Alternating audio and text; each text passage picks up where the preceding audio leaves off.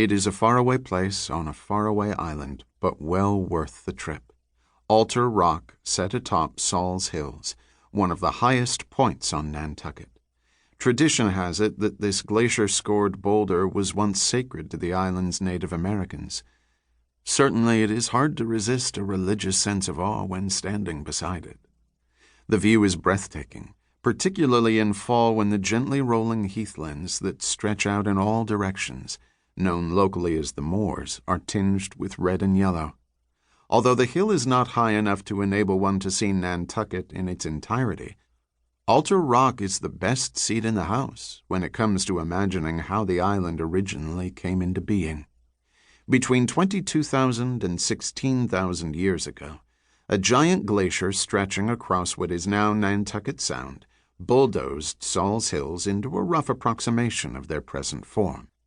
This is where the icy shovel of the bulldozer stopped, dumping the boulder we see beside us.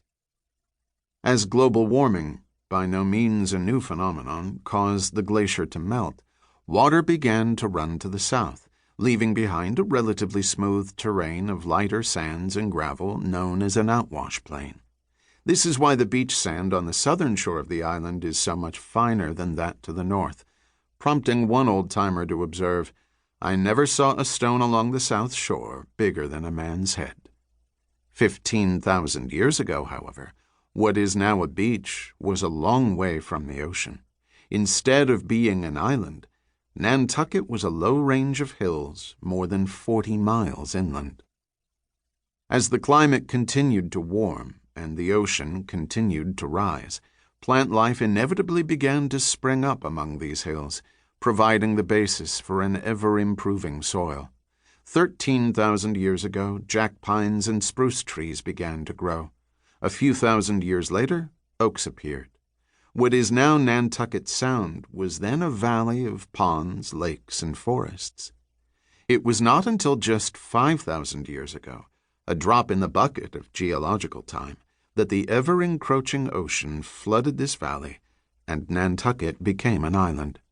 Then the ocean's waves and currents went to work, sculpting the glacier's gift into the shape we all recognize today, most notably creating Great Point at the northeastern extremity of the island, as well as the barrier beach known as Coteau along the outer rim of Nantucket Harbor.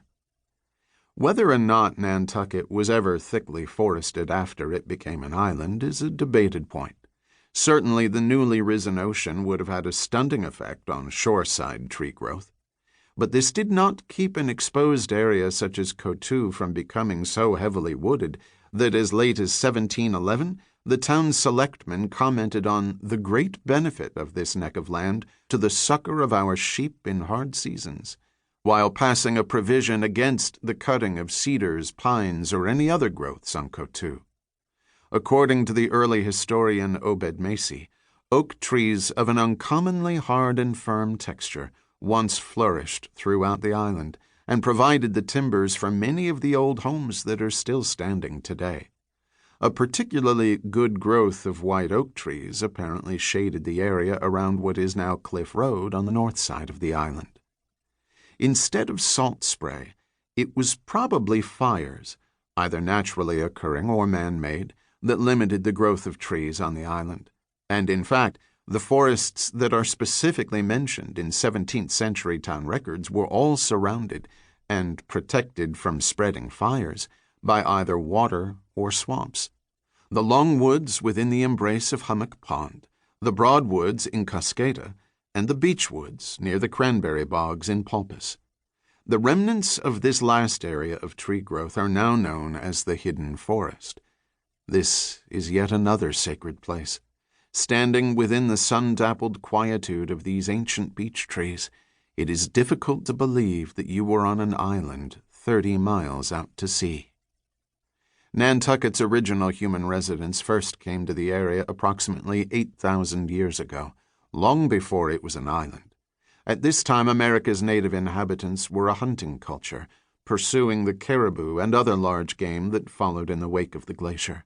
As the climate continued to warm and the caribou moved north, early Nantucketers began to rely increasingly on seeds, fruits, and roots for nourishment.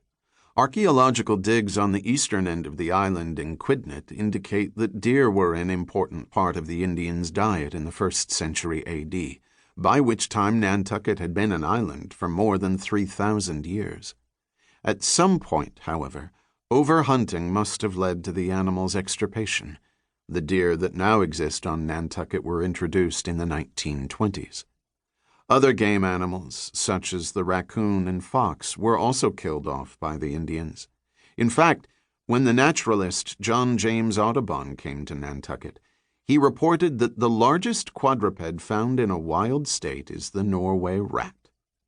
There were cases, however, in which the island seems to have provided a refuge for species that had disappeared elsewhere in the region. Much to the chagrin of some modern-day developers, Nantucket is one of the few places in Massachusetts that still offers a habitat for the short-eared owl. In his day, Audubon found species of jumping mice, shrews, and bats on Nantucket, which were so unusual that he preserved them in jars of rum for further study.